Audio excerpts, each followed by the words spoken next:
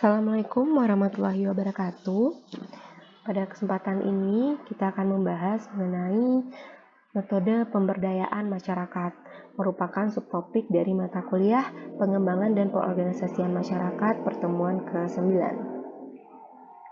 Nah, sebelum kita membahas metode pemberdayaan masyarakat, kita akan meng-highlight lagi ya pendekatan utama dalam proses pemberdayaan itu adalah bahwa masyarakat tidak dijadikan objek dari berbagai proyek pembangunan, tetapi merupakan subjek dari upaya pembangunannya sendiri. Ya, dengan rincian, yang pertama upaya itu harus terarah atau targeted. Ini yang secara populer disebut dengan pemihakan. Ia ditujukan langsung kepada yang memerlukan dengan program yang dirancang untuk mengatasi masalahnya dan sesuai dengan kebutuhan masyarakat itu sendiri.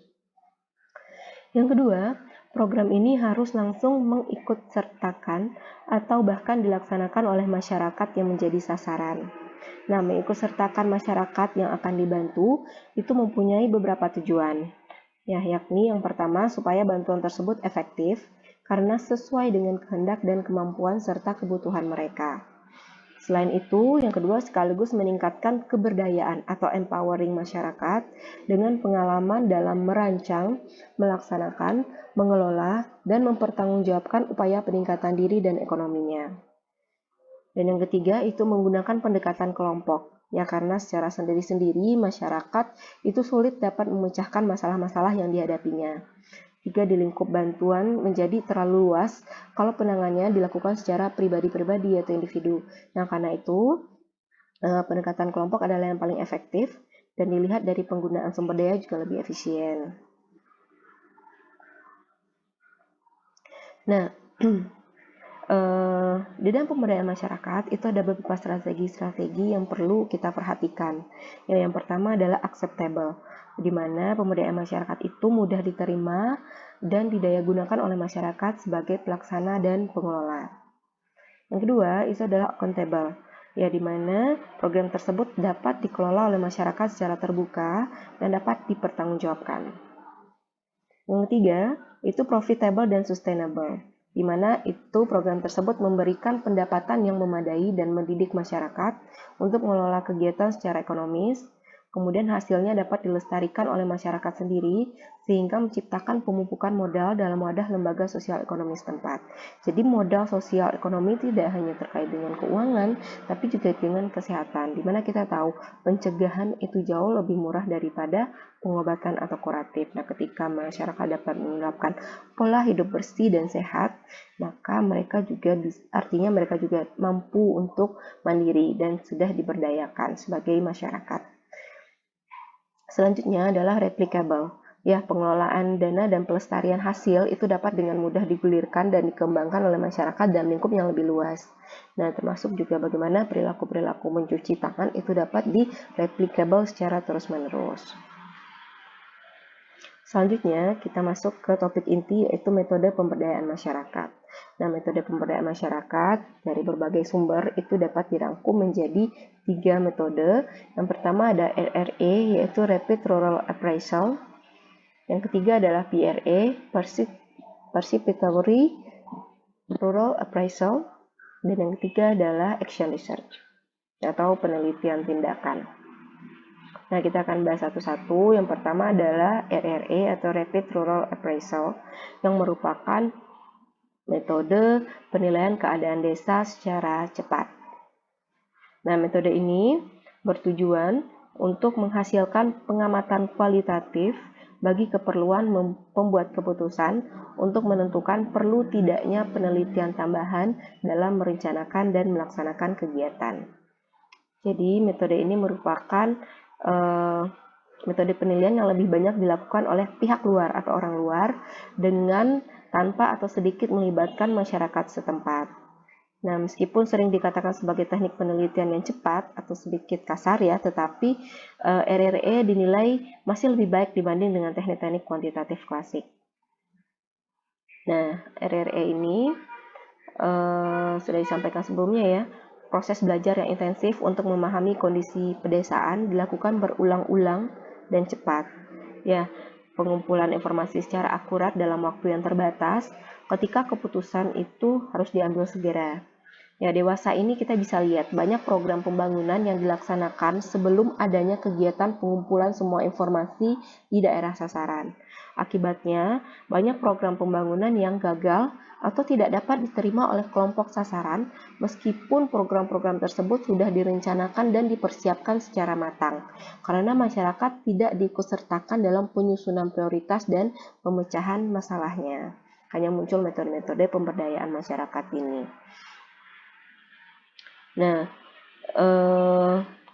dalam hal ini ya RRE juga menggunakan cara kerja yang khas ya, seperti tim kerja kecil yang bersifat multidisiplin, menggunakan sejumlah metode, cara, dan pemilihan teknik yang khusus untuk meningkatkan pengertian atau pemahaman terhadap kondisi dari pedesaan tersebut. Nah, cara kerja tersebut dipusatkan pada pemahaman pada tingkat komunitas lokal yang digabungkan dengan pengetahuan ilmiah. Nah, di sini komunikasi dan kerjasama di antara masyarakat desa dan aparat perencana, ya baik itu akademisi maupun pemerintah dan pelaksana pembangunan atau development agent adalah sangat penting. Ya, komunikasi sangat penting di sini untuk memahami masalah-masalah di pedesaan tersebut. Di samping itu, metode RRA juga memonitor kecenderungan perubahan-perubahan di pedesaan untuk mengurangi ketidakpastian yang terjadi di lapangan dan mengusulkan penyelesaian masalah yang memungkinkan. Nah, dari sini kita bisa menyimpulkan ada 3 konsep dasar metode RRA. Yang pertama ada perspektif sistem. Karena ini yang lebih dilibatkan dalam metode RRA ini adalah pihak luar, jadi mereka juga harus memandang ketika pihak luar itu terkadang dia melihat dari satu sisi ya, tapi di sini dengan metode RRA pihak luar juga harus melihat dari berbagai macam perspektif ya, makanya itu disebut dengan perspektif sistem. Ya, kalau misalnya kita dari masyarakat A, dari stakeholder A, bagaimana dari stakeholder B, bagaimana, artinya kita harus memandang dari berbagai macam stakeholder.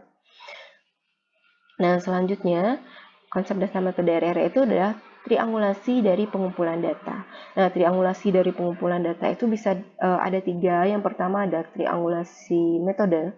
Triangulasi metode ini ketika kita melakukan penilaian dari satu metode, kita juga harus meng-cross-check dari menggunakan metode yang lain. Pertama, ketika kita mewawancarai pihak A, nah kita juga harus meng-cross-check apakah jawaban pihak A itu benar dengan cara observasi, diamati lagi, atau dengan melihat dokumen, atau dengan diskusi dengan pihak lain. Itu triangulasi metode, menggunakan metode yang lain untuk meng-cross-check satu metode. Kemudian yang kedua ada triangulasi sumber. Ya, artinya ketika kita melakukan satu metode yang sama, kita juga harus meng-cross-check dari sumber-sumber yang berbeda.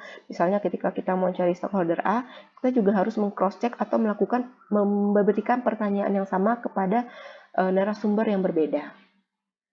Selanjutnya ada triangulasi waktu ya, ketika kita mencari stakeholder A pada satu waktu.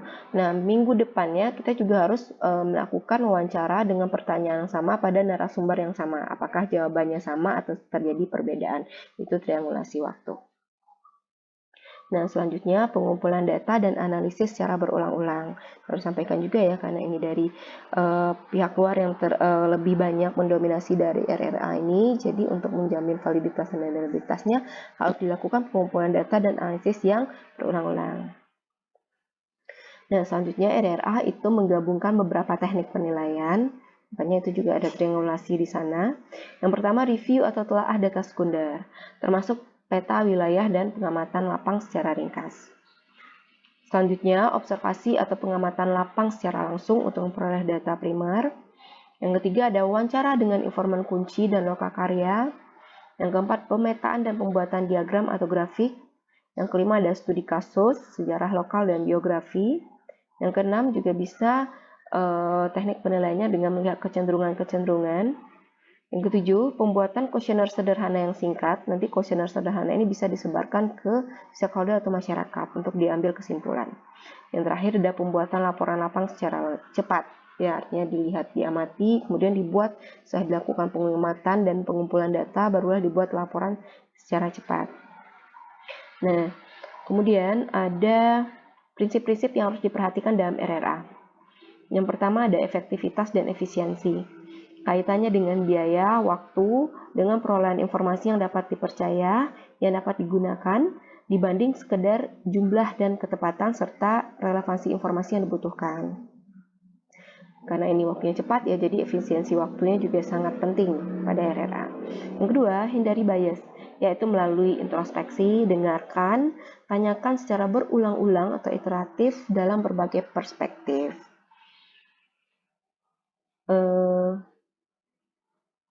Kemudian triangulasi sumber informasi. Nah, ini sudah disampaikan ya di slide sebelumnya ya, dilibatkan tim multidisiplin untuk bertanya dan berbagai macam perspektif. Artinya ketika kita dalam bidang kesehatan masyarakat ya, kita juga harus mengambil perspektif tidak hanya dari aspek kesehatan tapi juga aspek yang lain. Kemudian belajar dari dan bersama masyarakat. Kemudian belajar cepat melalui eksplorasi, cross-check, dan jangan terpaku pada bekuan yang telah disiapkan. Nah, ini adalah mengenai RRA, ya, salah satu metode pada pemberdayaan masyarakat. Kita akan lanjut 2 metode pemberdayaan masyarakat pada video berikutnya. Terima kasih atas perhatiannya. Assalamualaikum warahmatullahi wabarakatuh.